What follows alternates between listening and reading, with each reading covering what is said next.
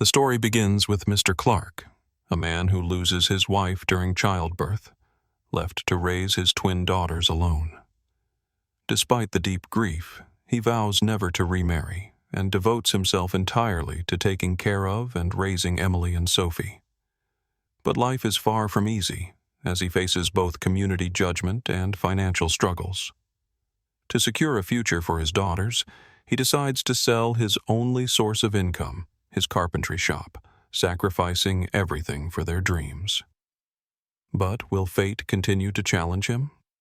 Will he have the strength to help his daughters overcome the hardships when it seems like the odds are stacked against them? As Emily and Sophie grow up, what will they do to repay their father's unconditional sacrifices? And what will the outcome of this story be? Follow along to uncover the emotional journey of a father and his daughters growing through each challenge. Where are you watching from? Share in the comments, and don't forget to subscribe to the channel so you never miss out on more inspiring stories like this one. Now, let's begin. The night Mr. Clark lost his wife, the stars seemed to vanish. Inside the delivery room at St. Bridget's Hospital, silence fell like a hammer after one final cry. Outside, Clark paced the hallway, holding a tiny wooden toy plane he'd whittled the night before, hoping to give it to his newborn son. But fate had different plans. A doctor stepped into the hall, removing his cap, face heavy with sorrow. "Mr. Clark," he said softly, "your wife didn't make it, but your daughters, twin girls, are alive." Clark's knees buckled. For a moment, he couldn't speak. Then, two nurses emerged, carrying two tightly swaddled newborns, their cheeks like peaches and lungs already declaring life. As they were placed into his arms, something inside him cracked wide open. He stared at them through tear-blurred eyes. "I was going to name him Daniel," he whispered, voice trembling. "But you two are everything now." He kissed each forehead gently. "Emily, Sophie, I promise I will take care of you, no matter what." That night, Clark walked out of the hospital into the cold with two infants tucked against his chest. No mother waiting at home, no crib ready, and no plan. Only the echo of that vow ringing in his heart. Back in their small cottage, the table still bore scraps of funeral paperwork for his mother, who had passed just 3 months earlier. Bills stacked like broken promises. The fridge was near empty. The baby formula tins were bone dry. He hadn't even installed a crib. He didn't sleep. At dawn, both babies woke, crying out in tandem with tiny voices that pierced straight through his fatigue. Clark panicked. No milk, no help, no one to call. Wrapping the girls in his coat, he bolted out into the icy morning, knocking on the door of Madame Aiel, a retired midwife known for her kindness. She opened the door with sleepy eyes, took one look at him, then pulled them all inside. Without a word, she placed 2 small bottles of donor milk into his hands. "They're not just your daughters now," she said gently. "They belong to all of us." Clark broke down, sobbing into the crook of his elbow while the girls drank. It was the first time since Christine died that he felt a flicker of hope. Back home, he stitched diapers from old pillowcases and boiled water in rusted pots. He swaddled his daughters through trial and error, humming old lullabies with a voice that cracked like dry wood. The warmth of their breaths against his chest was the only thing keeping the cold away. Neighbors whispered over their fences. "He's a carpenter, not a mother," they muttered. "He should give them up." Clark didn't listen. He built a mobile out of wood scraps and string, hanging it above the crib he made from leftover timber. It didn't spin perfectly, but the girls giggled when the light caught it. Late at night, when loneliness clawed at him, he'd stand at their doorframe watching them sleep. "Your mama loved mango pie," he'd whisper. "She laughed louder than Sunday bells." He told them everything, even if they were too young to understand. One night, sleep-deprived and barely holding on, he sat on the floor beside the crib, arms crossed over his knees. The girls stirred. Emily cooed. Sophie sneezed. Clark smiled through the exhaustion. "Maybe I wasn't meant to be a father of girls," he said aloud to no one. "But maybe I was meant to be your father." And in that quiet, fragile moment, the legend of a man who refused to fail began, not with heroism, but with love. 3 weeks after bringing Emily and Sophie home, Mr. Clark had memorized their cries the way most men remember song lyrics. He could distinguish between a hunger wail and a loneliness sob. He could warm bottles with one hand and build a crib rail with the other. And still, he was drowning. The house echoed with silence when the girls slept, but it was never peace. It was pressure.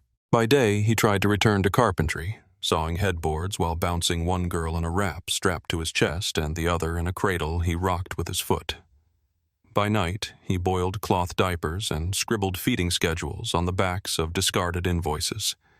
He hadn't eaten a full meal in days. Then, on a Tuesday soaked in timber dust, he collapsed. The fall wasn't dramatic. His knees gave way like overworked hinges. He found himself on the workshop floor, blinking at the spinning ceiling, his vision blurred with sweat and panic. Before he could move, the village chief's wife, Mrs. Harper, barged in. She'd heard the babies crying for hours. "You'll kill yourself trying to be everything at once," she snapped, pulling him upright with surprising strength for a woman her age. "Pride will bury you faster than grief." Clark tried to protest, but she cut him off. "You're not weak for needing help. You're a father. And these girls are ours too." The next day, she returned with reinforcements. A rotation of 4 neighborhood women began visiting daily. They brought warm soups, fresh clothes, and arms practiced in cradling babies. One taught Clark how to treat diaper rash. Another showed him how to thread a bottle without air bubbles. The third sang lullabies while folding blankets, and the fourth, an older widow named Evelyn, just sat beside him in the evenings and listened when he had no more strength to speak. And every night as the sun dipped below the hills, Madame Ayel returned. She brought donor milk, homemade herbal teas, and soft reminders. Christine saved so many when she taught the women in this town to read. This is them loving her back. Clark began to cry less often. Not because it hurt less, but because he finally had the space to breathe. And in that breath, hope began to bloom again. The twins grew quickly. At 2 months old, Sophie learned to shriek any time Emily got attention. At 3 months, Emily found her thumb and wouldn't let it go. The house filled with laughter, gurgles, and the comforting chaos of babyhood. Clark, fueled by love and sleep deprivation, relearned life. He sanded wood between naps, braided yarn toys, and built a high chair from salvaged pieces of an old cabinet. The girls giggled every time he made the chair squeak on purpose. Neighbors who once whispered doubts now peeked in to marvel. "They're getting chubby," one old man muttered. "That means he's doing something right." But at night, the same questions haunted Clark. Was he enough? Would his girls grow up missing a mother's hand, a mother's lullaby, a mother's tenderness? One evening, while the twins napped in their shared crib, Clark sat across from Christine's portrait. The candlelight flickered against her smile, casting soft shadows across her painted eyes. "I'm trying," he whispered. "I swear, I'm trying." He reached for his journal, a gift from Mrs. Harper, and scribbled, "Today." Sophie giggled when Emily hiccuped. "I don't know why that broke me, but it did. I'm terrified of failing them. But I promised. And a promise is a kind of prayer you make with your hands." On Sundays, the family walked to church. Clark in his only blazer, the girls in matching yellow bonnets sewn by the neighbor ladies. The congregation stared, some out of pity, others in awe. After one sermon about companionship, Pastor Malone stopped him outside. "Have you considered remarrying?" he asked gently. "Children need balance, a woman's touch." Clark smiled politely, heart a steel trap. "Thank you, Pastor," he said. "But my girls aren't missing anything, except maybe better hair braids." The pastor laughed, but the question lingered. That night, he stood at the window, watching the twins sleep under a mobile of carved stars. "Would another woman love them like I do?" he asked aloud. The wind rattled the shutters in reply. And so, he carried on. Emily learned to crawl first, Sophie to clap. Clark celebrated each milestone like a holiday. He carved small wooden letters spelling their names, painting them with berry juice for color. He tucked them above the crib like blessings. Every piece of furniture he built now bore hidden symbols: 2 stars for his daughters, a heart for Christine, and an oak leaf for endurance. He didn't have much, but he had them, and somehow that was more than enough. When Emily and Sophie turned 5, the walls of Mr. Clark's small home were painted with their laughter. Crayon drawings curled at the corners of every cabinet. Their voices, high and musical, echoed through the same hallways that once carried only grief. But joy is never free. That year, their daycare teacher, Miss Caroline, pulled Clark aside one afternoon. Her voice was kind but firm. "They're ready for real school," she said. "Emily reads above grade level. Sophie can already build basic machines from cardboard and string." Clark smiled proudly, then caught the hesitation in her eyes. "But?" he asked. Miss Caroline exhaled. "They need to be enrolled. Uniforms, books, tuition. It's not optional anymore." Clark nodded slowly, the weight of the words like wet cement in his stomach. He had known this day was coming. He had seen it in every outgrown shirt, every curious question, every bedtime story where Emily pointed out grammar errors and Sophie asked how electricity worked. He had hoped he'd have more time. That night, after the girls fell asleep beside each other in their bunk bed, Sophie clutching a broken toy helicopter, Emily's arm thrown protectively over her sister, Clark sat at the kitchen table, staring at his numbers. The carpentry shop barely scraped by. Timber prices had risen. Clients were fewer. Orders were cheaper. He opened the fridge. 3 eggs, half a stick of butter, a jar of pickles, and a wilting bunch of spinach. Still, he refused to panic. Instead, he did what he always did. He worked. By morning, sawdust clung to his sleeves and blood crusted around a splinter in his thumb. He'd carved 2 miniature desks for the girls and a sign to place at the market. Custom furniture, built with love. But customers didn't pay with love. They paid late, or not at all. He started skipping meals. He pawned his wedding ring. He pulled longer hours, accepting overnight commissions to build filing cabinets for city offices. Every time his body wanted to stop, he remembered Emily sounding out big words like ambition, and Sophie dismantling an old toaster with the focus of a surgeon. They deserved more than limits. One Sunday morning, after church, an elderly woman named Mrs. Porter cornered him at the produce stand. She wore a velvet hat with a feather that trembled as she talked. "You need a wife," she declared. "Children need structure. You need help." Clark gave her a tired smile. "I have help," he replied. "They help me stay alive." He didn't tell her that last night he had almost fainted over a boiling pot of oatmeal, or that he had sold his favorite toolbox, his father's, to afford the girls' school shoes. That week, fate tested him again. A client who owed him for 2 wardrobes backed out. No payment, no apology. Just a shrug and a lie about unexpected expenses. Clark's jaw clenched so tight it hurt to chew for 2 days. In a desperate move, he took a risky commission.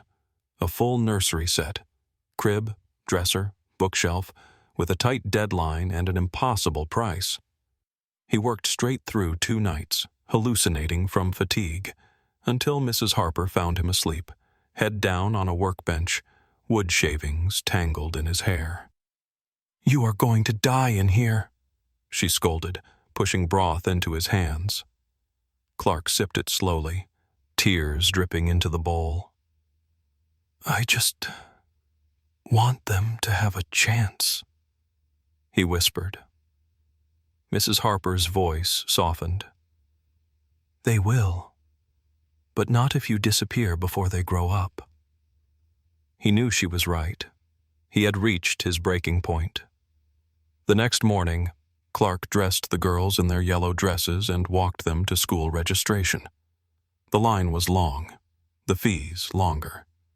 As he stood there, holding their small hands, he made a decision. That night, after tucking them into bed, he sat at the same kitchen table and stared at the deed to his workshop, the shop he had built with his own hands, board by board, over a decade. He exhaled. "Your dreams," he whispered, "are worth more than my comfort." The next day he posted the "for sale" sign. Neighbors mocked him. "You're selling your legacy for girls? They'll grow up, get married, and leave." Sons would have stayed. Clark stayed silent, sanding his last commissioned bookshelf with quiet defiance. He carved 2 tiny initials underneath, E and S, then sealed it with beeswax. He may have been selling his shop, but not his soul. Later that night, Emily found him sitting alone, staring at an old blueprint of the workshop. "Papa, are you sad?" she asked, gently touching his arm. Clark forced a smile. "No, sweetheart. I'm building something new." "What is it?" He looked at her, then over to Sophie, who was asleep on the couch with a book across her chest. "A future." The workshop was quieter than ever. No hammers echoed. No sawdust danced in the morning light. The walls, once dressed in blueprints and laughter, now stood bare. A small wooden sign on the door read, "Closed, thank you for believing." Mr. Clark carved it himself the night before, each letter trembling under his blade. It felt like carving a gravestone. Emily and Sophie stood beside him, their backpacks freshly packed for school. They watched as their father slid the final key into the lock, turned it, and held it in his palm like a memory he wasn't ready to let go of. Sophie, always the more expressive of the two, whispered, "Will we ever come back?" Clark knelt, kissing her forehead. "We'll always carry it with us, even if we don't come back to this place." Emily reached up and pressed her small hand against the weathered wood. "Thank you for feeding us," she said to the shop. Clark's breath caught. They walked away, hand in hand, in silence. They moved into 2 small rented rooms behind the city's public library. The air smelled of old paper and mildew. The walls were thin, the windows cracked, but it was close to the school, and the girls were safe. Mr. Clark sold nearly everything, his prized chisels, his workbench, the maple dining table he made before Emily and Sophie were born. He kept only one thing, a worn leather toolbox passed down from his father. That he refused to give up. Finding new work in the city was harder than expected. Carpentry jobs were rare, especially for someone who didn't know the right people or own fancy tools anymore. Then one morning, while escorting the girls to school, Clark noticed a flyer posted on the library door. "Cleaner needed, morning shift, modest pay, must respect books." Respect books? He smiled. That he could do. Later that day, he stood before the head librarian, Mrs. Mensah, hands calloused and voice steady. "I used to build bookcases," he said. "Not much different from caring for what's inside them."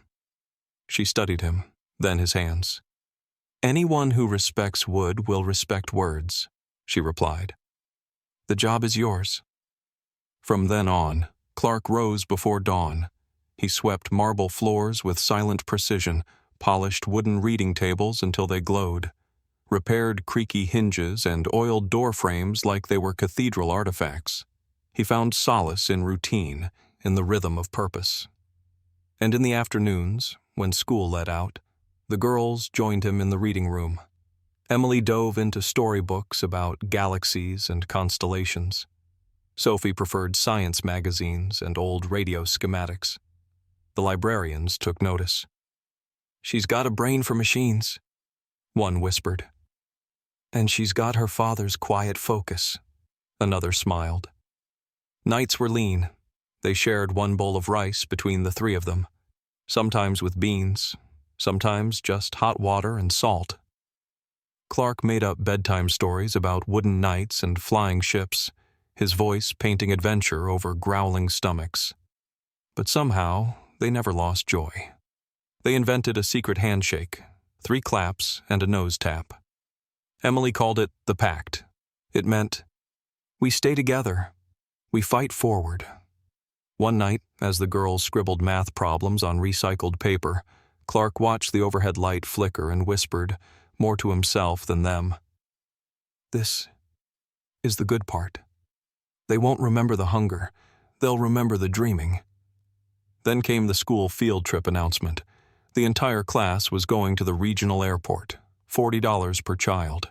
It might as well have been $4,000. Clark's chest tightened as he read the letter. He knew how much this meant, especially to Sophie, who had been drawing planes in her notebook for months. That night, he sighed deeply while staring at the ceiling. Emily noticed. "We can write essays instead," she offered. "Maybe we don't need to go." Sophie didn't say a word. She just lowered her head and kept tracing a jet engine with her pencil. Clark swallowed the lump in his throat. But the next day, Mrs. Mensah pulled him aside. "I've already paid for them," she said gently. "Don't argue." He tried to protest. She held up her hand. "You clean our library. Let us clean your path once in a while." When the girls stepped onto the airport tarmac, everything changed. Emily stared in awe at the hangars and towers, her fingers twitching with excitement. Sophie's eyes locked onto the underbelly of a Boeing jet, her lips forming equations even before she could name them. They came home breathless.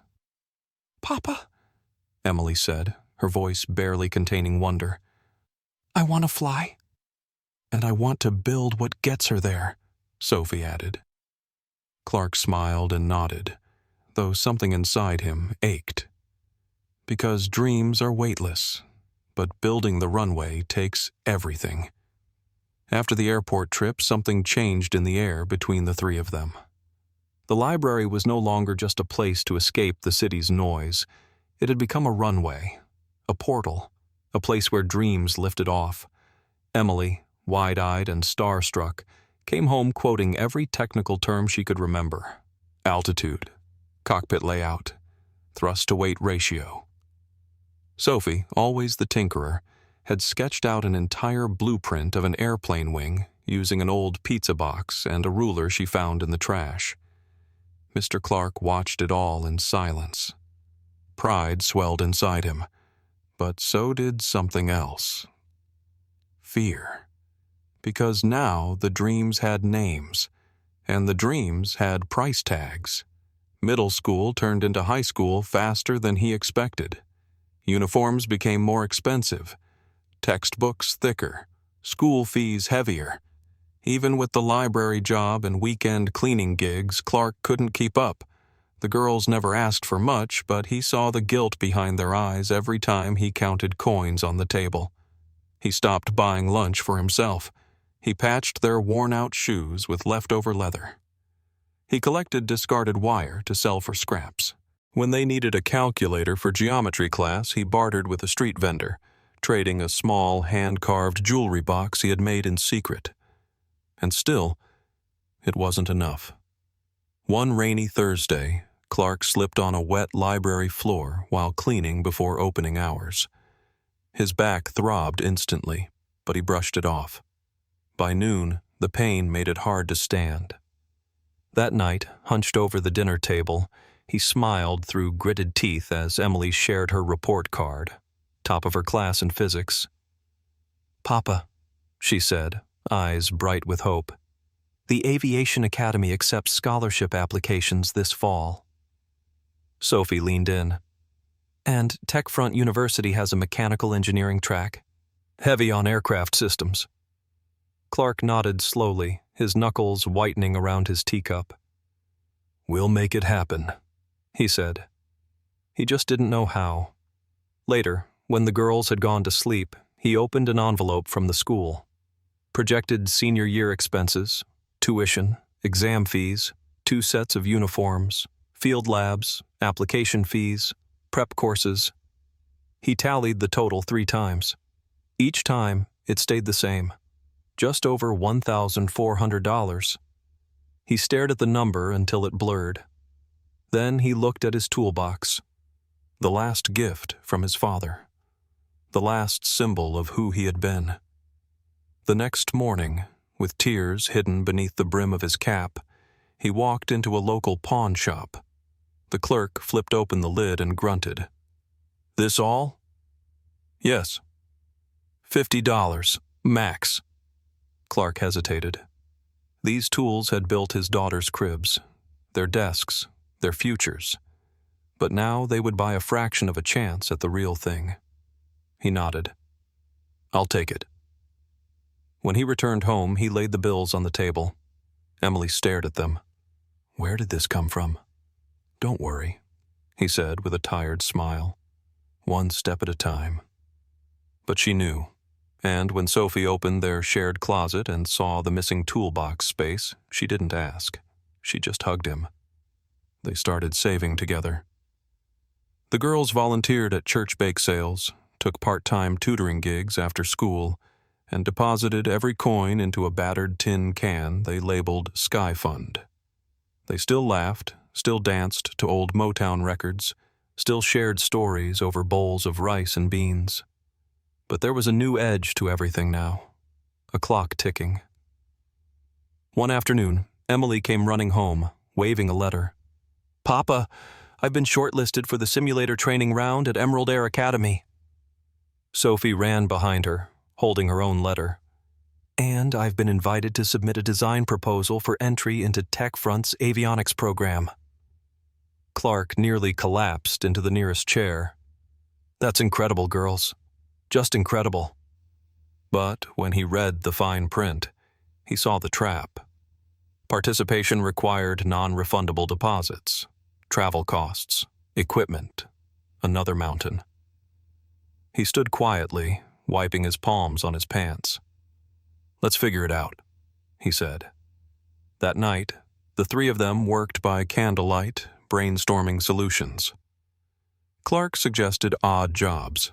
Emily proposed asking the school board. Sophie made a spreadsheet of possible grant opportunities. And then, something unexpected happened. Mrs. Mensa, the head librarian, knocked on their door the next morning. "I heard," she said, "and I won't pry, but I do know what it means to dream without a map. My sister used to wash dishes between medical lectures." She handed them each a sealed envelope. An anonymous donor wanted these delivered. Inside were prepaid vouchers for travel, a small laptop, and 3 months' worth of meals for the family. Clark opened his mouth, but she stopped him. "Just say thank you." And so he did, voice cracking. That night, Clark wrote in his journal, "They're not just my daughters anymore. They belong to something bigger now. A current stronger than poverty, a future louder than shame. I just hope I can keep up." He kissed both girls goodnight, brushing their foreheads with calloused fingers. They were already dreaming of skies and engines. And he? He was still dreaming of how to keep their wings from snapping. Fall arrived like a whisper, quiet, golden, and urgent. Mr. Clark walked the girls to the bus depot on college move-in day, their second-hand suitcases rattling behind them. The city was just waking up. The morning air was crisp, filled with the scent of roasted peanuts and exhaust. Emily wore her donated flight school jacket like armor. Sophie carried her engineering sketches in a zip-up folder duct-taped at the corners. Clark, in his only dress shirt, pushed a borrowed wheelbarrow holding a stack of textbooks tied together with twine. Other students unloaded from luxury cars. Parents clutched lattes and carried designer backpacks. Clark held a thermos of watered-down tea and whispered motivational quotes under his breath. "Pressure makes diamonds. Keep walking." At the dormitory gates, the girls paused. Sophie turned and hugged her father tightly. "We'll call you every night." Emily pressed a folded note into his hand. "Don't open this till you get home." Then the elevator doors closed, and they were gone. Clark stood there for a long time, just breathing. He didn't cry until he reached the sidewalk, and even then, he did it with his back straight. Back in their cramped apartment, now too quiet, Clark opened Emily's note. "Dear Papa, you built us wings. Now let us fly. Love, your co-pilot and your engineer." He read it again, and again, until the letters blurred. Life without the girls was quiet, but not still. Clark threw himself into work. He picked up extra shifts cleaning office buildings and storefronts. His knees ached from hours on polished tile. His hands cracked from industrial soap. But every paycheck had a purpose. Emily needed simulator hours. Sophie needed lab equipment. And he just needed to hold on. At night, he cooked cheap meals in silence. When the hunger pangs came, he drank hot water with cinnamon and pretended it was broth.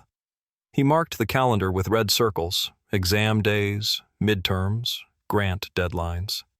The girls called each evening, voices full of excitement and exhaustion. Sophie: "We're learning torque systems. I built a mini turbine today." Emily: "I got to run a cockpit startup sequence. Papa, it was magic." Clark smiled through the phone, never once mentioning the eviction notice taped to the door. When the landlord finally changed the locks, Clark stored his few belongings at a friend's church and moved into a supply closet behind the library. He slept on a yoga mat beside boxes of forgotten archives. Every morning, he cleaned the bathrooms before the library opened. No one asked where he stayed, and he never volunteered. What mattered was that his girls had roofs over their heads and books in their hands. But even stone breaks. One rainy evening, he passed out mid-mop. The bucket tipped, soaking the floor, and a priceless first edition book. The crash brought Mrs. Mensah running. She gasped at the scene, his pale skin, soaked shirt, and trembling hands. "Clark, what have you done to yourself?" He tried to sit up. "Just dizzy. I'll be fine." But Mrs. Mensah had seen too much. She knelt beside him. "You're not fine. You're breaking." That weekend, she organized a quiet fundraiser among the library staff, city council members, and even former library patrons. Within days, Clark had a medical checkup, 3 weeks of hot meals, and a modest one-room apartment near the girls' campus. He protested. Mrs. Mensah crossed her arms. "You fixed our doors. Let us fix yours." During his recovery, Emily emailed daily with flying logs. Sophie sent 3D renders of engine parts she was designing. They video called him during meals, joking about cafeteria food and freezing dorm rooms. Emily held up a textbook with a sticky note. "For every dream Papa built." One night, Sophie whispered, "We know you're hurting, Papa. You don't have to do it alone anymore." Clark wiped his eyes. "I know," he said quietly, "but it's all I've ever known." By semester's end, both girls were top of their programs. Scholarships began to trickle in, partial tuition relief, lab grants, even a free summer course abroad. Emily won a simulator challenge.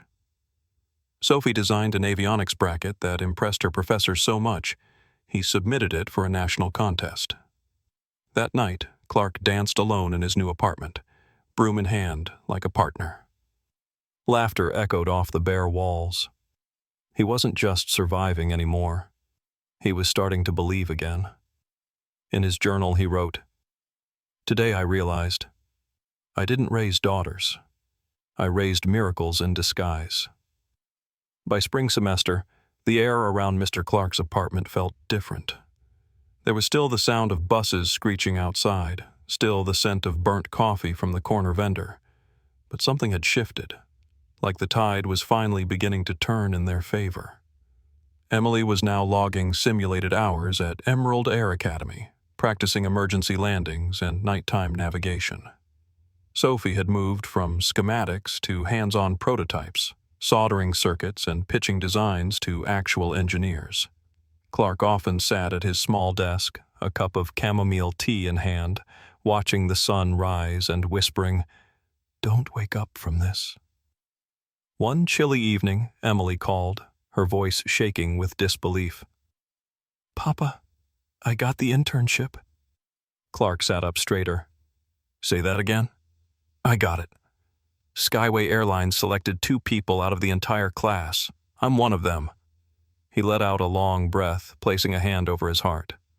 "My God, baby, I'm so proud," Sophie yelled from the background. "And I just won the Avionics Innovation Prize. They're offering me a summer research placement." Clark laughed so hard he choked on his tea. "Both of you? In the same week?" The girls shouted in unison, "We told you we'd fly." That weekend, they pooled their stipend money and surprised Clark with a used recliner, the kind with a lever that squeaked when pulled. It wasn't much, but it was a throne to him.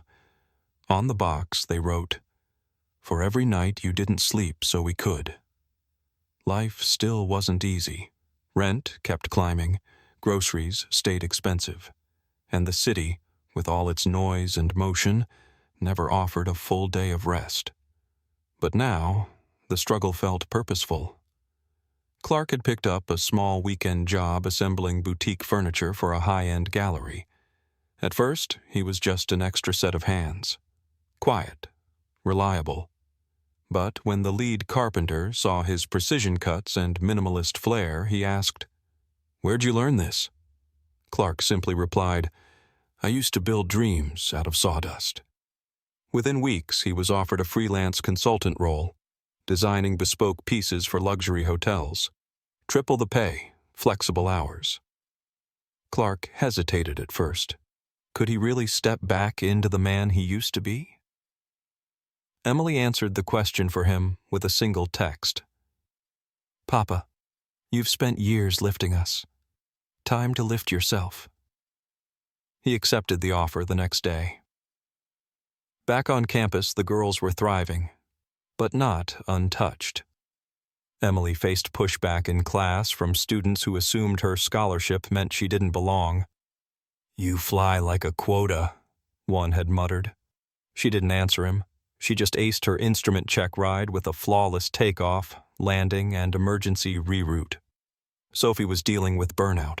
Long hours in the lab, back-to-back deadlines, and barely any sleep. One night, she forgot to eat and passed out during a design presentation. When she woke up in the infirmary, her professor sat beside her. "You can't build the future if you break yourself in the process."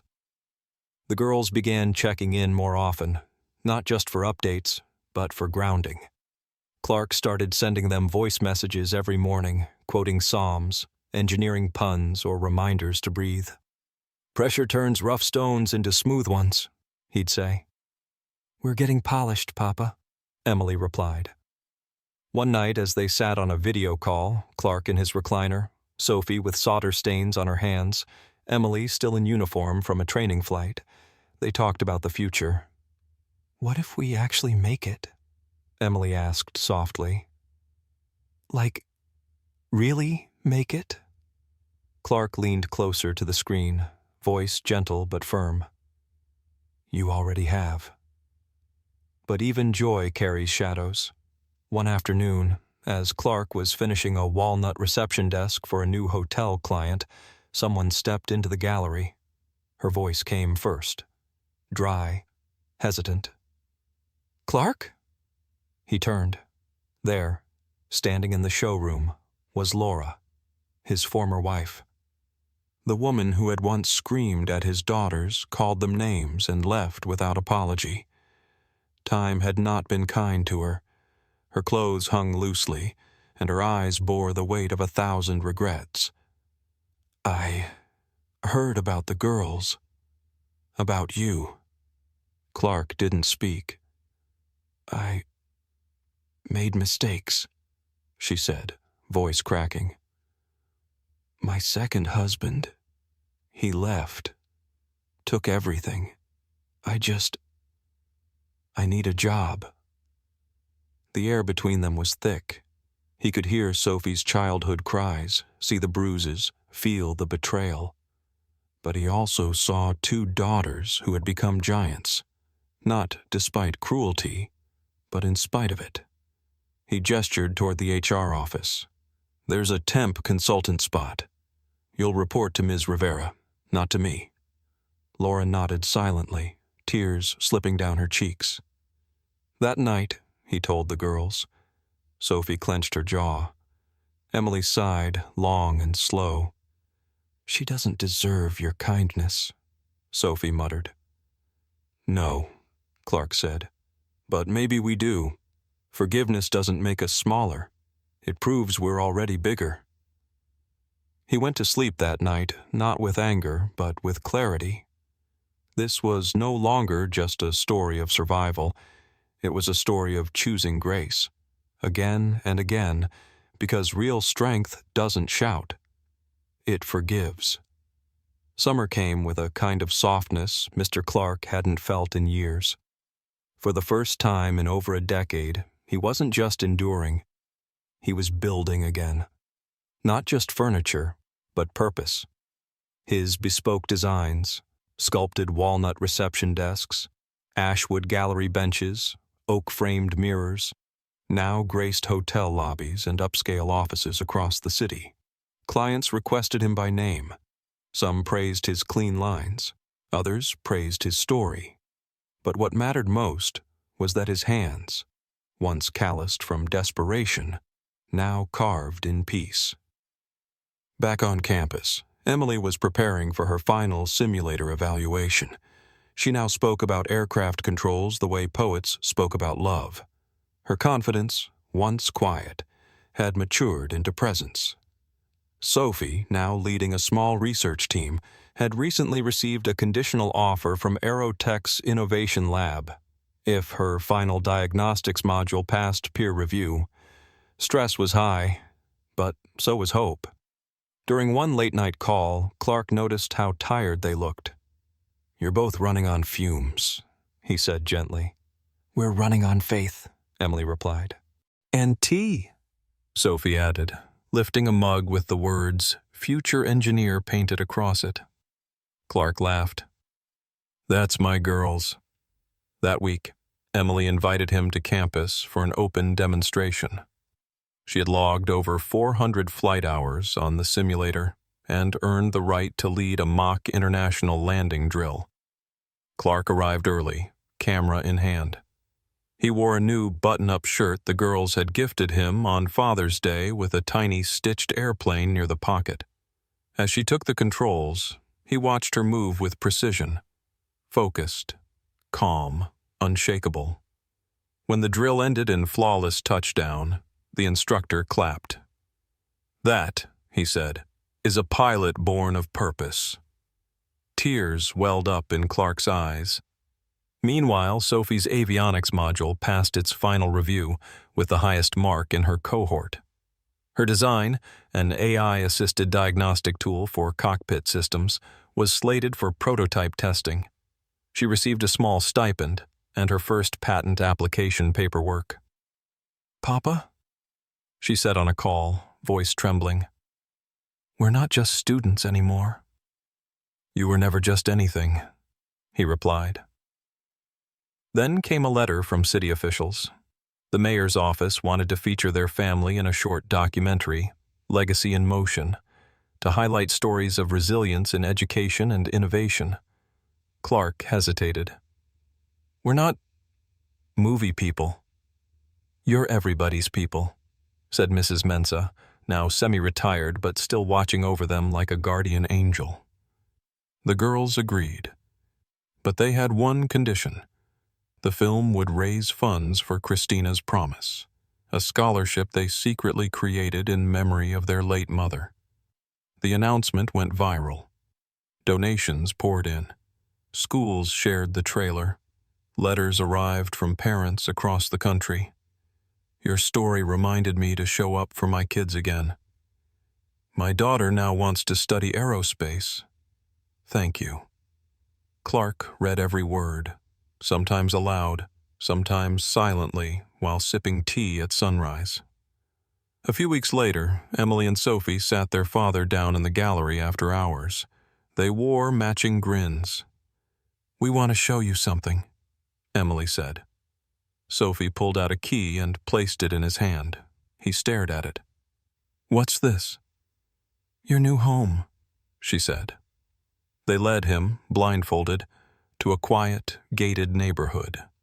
When they reached the doorstep of a cream-colored house, they took off the blindfold. A gold plaque beside the door read, "The Clark House. Built by sacrifice. Lived by love." Clark stood frozen. I can't accept this," he stammered.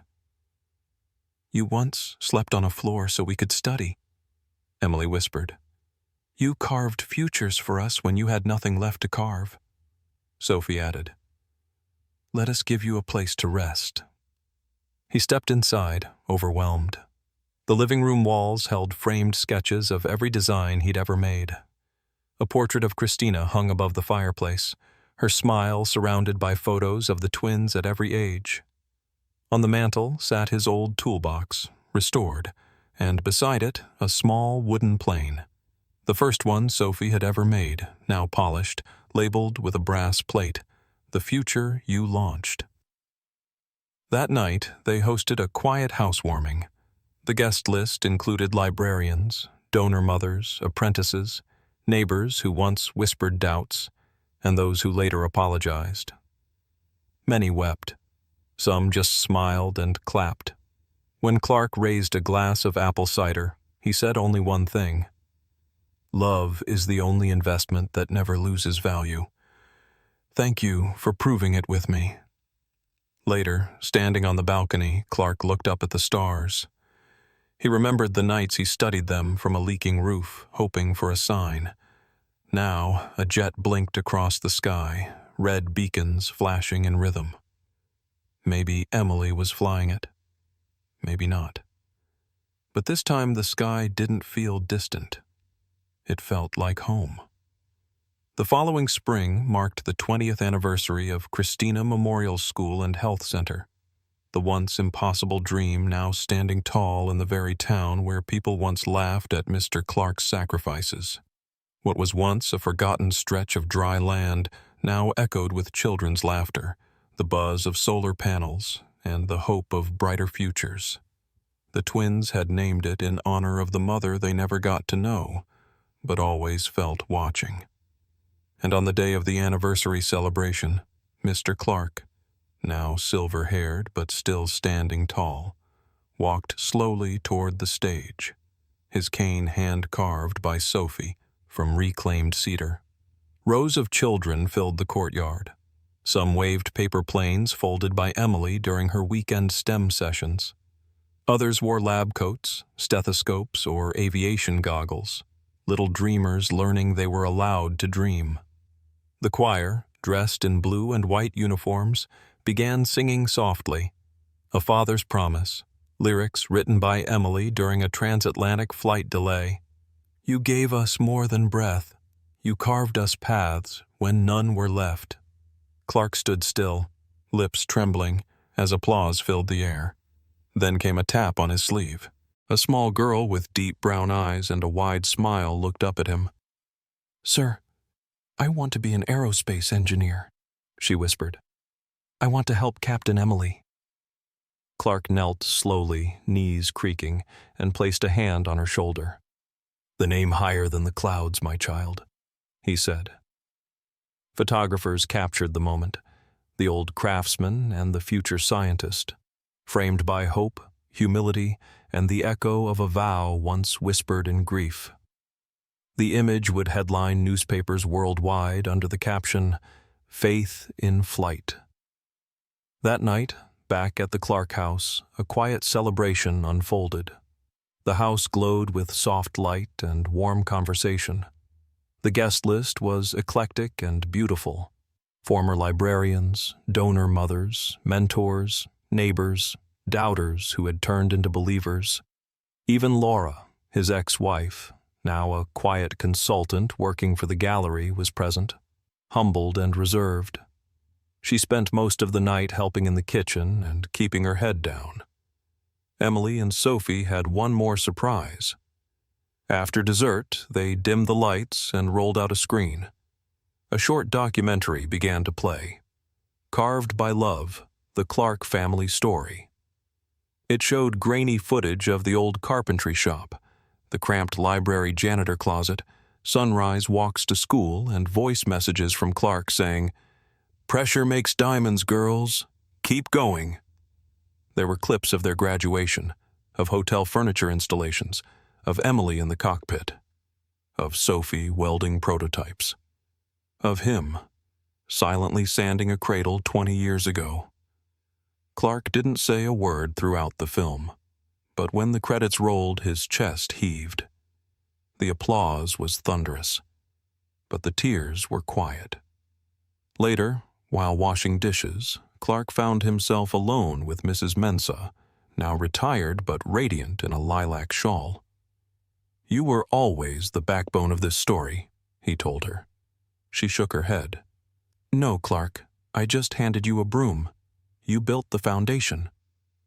In the days that followed, the impact of the school's anniversary went viral. Enrollment doubled, especially among young girls. Local dropout rates dropped by 60%. Health screenings at the clinic caught early cases that saved lives. A new wing was approved. Clark was invited to consult on the building design, and for the first time, his name was officially printed on architectural blueprints. Clark Family Vocational Center. But not every story ends in speeches and spotlights. Some endings are just new beginnings. One afternoon, while checking the woodworking lab's inventory, Clark overheard a teenager muttering angrily, "This stuff is pointless. I'll never be good at any of it." Clark approached quietly, picked up a crooked wooden plane the boy had been working on, and examined it. "It's not bad," he said. "Just needs your patience." The boy scoffed. "Easy for you to say. You've already made it." Clark smiled, eyes soft. "I once slept on a storeroom floor just so my daughters could read books. I've never made it, son. I just never gave up." The boy paused. "What happened to them?" Clark's smile grew. "One builds airplanes, the other flies them." That night he wrote in his journal, "They will write about my daughters. But I hope they remember this. A promise is not measured by ease. It is measured by endurance. And sometimes, the quietest man in the room is the one who held the ceiling up when no one else was looking." From a balcony that once seemed like a distant dream, Clark now stood often, watching the skies not with longing, but with gratitude. Jet trails crossed the heavens above like signatures on a contract he had once written in tears. He didn't need to fly. He had already soared. Years passed like pages in a book already well-loved. By now, Emily had become Captain Emily Clark, commanding transcontinental flights with calm authority and a voice that reassured even the most anxious passengers. She wore her wings proudly, not as a badge of ego, but as a tribute. Sophie led a division of aerospace innovation, focusing on sustainable avionics systems. Her name was now printed on patents, journal articles, and prototype blueprints sent to space tech conventions worldwide. But no matter how high they flew or how fast they built, they always came back, to the Clark house, to their father, and to the legacy he handcrafted from pain, hope, and pine wood. One evening, on the anniversary of Christina's passing, the family gathered at her grave. Sophie placed a bouquet of cedar shavings shaped like wings. Emily knelt and read a letter she'd written months before. "Mama, we didn't grow up with your hands to guide us, but we grew up in your name. And because of Papa, your love never left the house." Clark stood silently, a hand over his heart. The sun dipped below the horizon like a curtain closing, only to rise again. That same month, they visited the Donor Milk Center, now a regional hub renamed IL Maternal Health Initiative, after the midwife who had once given baby bottles to a desperate, grieving man at dawn. A new plaque bore the words, "She nourished strangers. Now we nourish generations." Lillian, now Dr. Lillian Isle, Madame Isle's granddaughter, welcomed them with tears and a warm embrace. "Your father once said we were everybody's children," she whispered. "Now, you've made that true." Meanwhile, back in the rural village where it all began, Christina Memorial School and Health Center expanded again. This time, it wasn't just classrooms or clinics. It was a new wing for vocational training and emotional wellness, with a small airstrip adjacent for local STEM aviation programs. Clark, now 70, was asked to design the lecture hall. He insisted on wooden benches wide enough for kids to sprawl with notebooks and dreams. At the grand opening, a little boy stood up and pointed to the sky. "My sister says girls can fly," he said, "and I believe her." The crowd laughed gently, but Clark's eyes watered. It had begun again. The ripple of belief passed from one child to the next. At home that night, the three sat on the back porch. Emily flipped through a journal filled with entries from their hardest years. Sophie tuned a tiny solar-powered fan she was building for a school in Arizona. Clark sipped his tea slowly, his breath visible in the evening chill. "You know," he said softly, "I never imagined any of this. I just wanted you to have shoes for school, and maybe a clean bed." "You gave us more than that," Sophie said, nudging his shoulder. "You gave us a runway," Emily added. The next morning, Clark received a letter, handwritten, stamped with the seal of the Department of Education. It invited him to Washington, D.C., for a presidential honor in service to education and family legacy. It mentioned the number of girls now studying STEM across their scholarship network, the rural schools they helped fund, and the thousands of students, most of them daughters, who had written essays titled "My Father's Promise." Clark chuckled. All this from a carpenter. The documentary Carved by Love was now streaming in classrooms across the nation. Teachers used it to inspire students. Guidance counselors played it for at-risk youth. Fathers watched it in shelters and wiped their eyes with calloused hands. A new quote had been added to the end credits. "Every child is a runway. Clear the debris, build the path, and they will take off." Mr. Clark. On his final birthday before retirement, Clark stood at the front of a hall packed with children. Emily had just flown in from Brazil. Sophie was late because her team had just landed a government contract for her latest diagnostics module. The mayor handed him a small velvet box. Inside was a silver compass. Engraved on the back were 6 words. "For the man who never got lost." He said very little during his speech. But near the end, he looked out at the children, the next generation of engineers, pilots, builders, artists, and healers, and said, "I was never wealthy, but my daughters? They are the inheritance I leave the world." The applause didn't stop for minutes. That night, back home on the porch, Emily and Sophie sat beside him, each holding one of his hands. Above them, a jet blinked across the night sky. Emily leaned her head on his shoulder. "You see that?" "I do," Clark replied. "Think I'm flying it?" He smiled. "I don't need to know. I already know you're where you're meant to be."